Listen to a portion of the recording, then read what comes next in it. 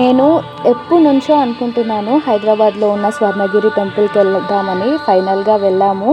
అసలు టెంపుల్కి ఎంటర్ కాగానే గోవింద నామస్మరణతో ఎంత ప్రశాంతంగా అనిపించిందంటే చాలా హ్యాపీగా అనిపించింది. అసలు ప్రతి ప్లాన్ చేసుకొని వచ్చింది వర్త్ అనిపించింది. ఎందుకంటే అదొక హై ఫీలింగ్ ఉంటుంది.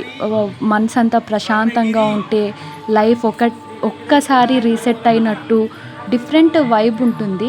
ఫ్యామిలీతో వెళ్తే ఇంకా హ్యాపీగా ఉంటుంది.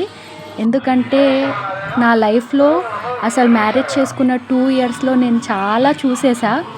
ఎంత లో ఫీల్ అయినా, ఎంత బాధపడ్డా, అన్ని సిచ్యువేషన్స్లో నాతో వెంకటేశ్వర స్వామి ఉన్నారు అనే ఫీల్ అవుతాను.